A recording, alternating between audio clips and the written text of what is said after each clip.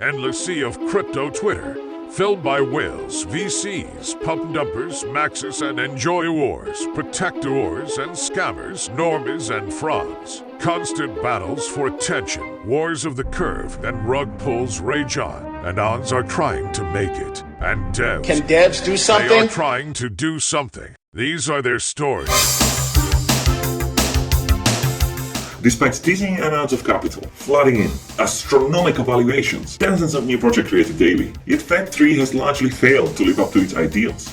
All the Moxie's criticisms are spot on. In fact, the reality is even worse. What we've got here is decentralization and censorship-resistant theater built by and funded by the very same people who built and funded the censorious, privacy-destroying Web2. Oh, but it gets even worse, and despite all the talk of permissionless and openness, only well-connected VCs get in on the seed rounds. What do you think they do once retail buys in? You better clear that Solana position. What's your lockup? 24 months? Fuck no, he's trying to sell it to me on text message. We're negotiating discounts. I just had the founder. Hey, you're fucking the whole thing up. I'm hodling. But you're holding, correct? Ish. Yeah, okay. Yeah, me too. Censorship resistance wise, as of right now, everyone is accessing smart contracts via centralized Web2 servers. They can and routinely do censor and block users. For example, OpenSea have blocked both collections and users. Really, OpenSea is a Web2 service that just so happens to deal with NFTs. Oh, while we're at it, don't get me started on bloody NFTs. NFTs do make tulips look like a sound investment. We are trading MS Paint JPEGs for upwards of 5 million. I'm sure they'll all retain their value long term and be actually useful. Hand on heart, can you really argue this makes sense? Well, surely, despite all that, DeFi is sound, right? Let's see. We got hundreds of L1s and L2s. Each of them has dozens of AMMs, farms, some lending protocols, derivatives, bridges, and so on. They all have hundreds of millions of TLV with extremely complicated tokenomics and interdependencies. In their complexity, they are only rivaled by the speculative financial products that brought about 2008 recession. What do you honestly think happens to those protocols once yield dries up and the true bear market hits? But you haven't heard the worst of it yet. Even the wallets that we use to access Web3 are freaking centralized themselves. MetaMask casually turned off Venezuela by mistake. One bad config is all it took. Of course they turned off Russia intentionally. This is vast majority of wallets. It's not just MetaMask. Of course, one can say, you got it all wrong, dummy. It is easy to switch to different RPC. Also, the frontends are hosted on IPFS. What percentage of actual users know what IPC is or how to access IPFS?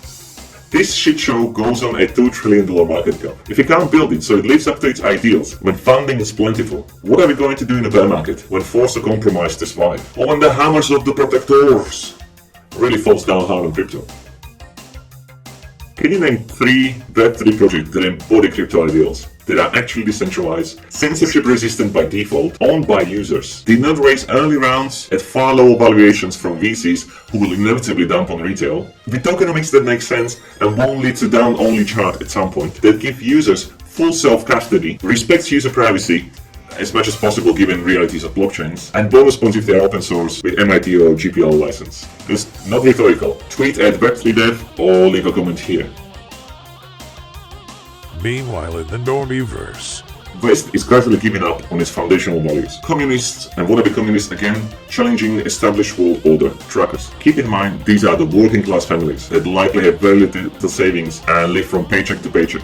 Have their freaking bank accounts frozen without any due process, simply for protesting. And when people donate to them, via a woke Silicon Valley platform, that platform is all too happy not to give them the money because they do not like their politics. And all this goes on to the tune of thunderous applause of half the country. Other half would likely be clapping if the shoe was on the other foot, of course. Rule of law, equality before the law, seems so old-fashioned these days, alongside the free speech and the right to privacy. One ill-advised tweet can end decades-long distinguished career. It is not just trackers, of course. Bank accounts are being closed left and right for our protection. Evil men do evil things to buildings. Let's let 3-letter agencies spy on all our communications. Evil men attack peaceful country, so we surrender our rights to transfer freely. Arc of history appears to have taken a left turn towards oppressive dystopia. And if you disagree, you are simply not paying attention, Alan. Do you know what? Given the sorry state of the normiverse, I think I'll take the bloody rugs, pump and dump, VCs, scammers, DeFi and bloody NFTs. Give me raw days of web3. It is freaking amazing that it is possible to trade assets completely permissionlessly on chain. You remember good old Archie? Spent years on the run from feds. The crime? Running a derivatives exchange. One that didn't deal with fiat at all. Now, we've got dozens of on-chain derivative platforms that are unstoppable, and lending, and options, and so much more. I'm pretty sure NFTs will have important use case by the time next cycle rolls around. Blue chips will likely appreciate in value. It is not just financial speculations either. This stuff helps real people in real trouble.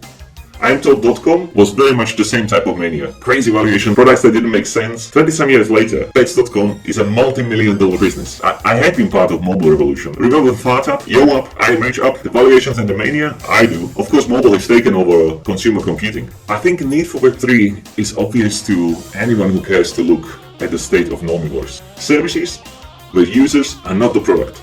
Services that don't ban users on a whim of the owners or politicians. Yes, Web3 falls short of its ideals. But what epic ideals they are. The only force that is pushing for more freedom in the world with some success is Web3 or crypto. We can't afford to mess this shit up. We shan't let it happen. Join us on a journey to try to embody crypto ideals. Inevitably falling short, likely failing altogether, at least doing so honestly and while daring greatly.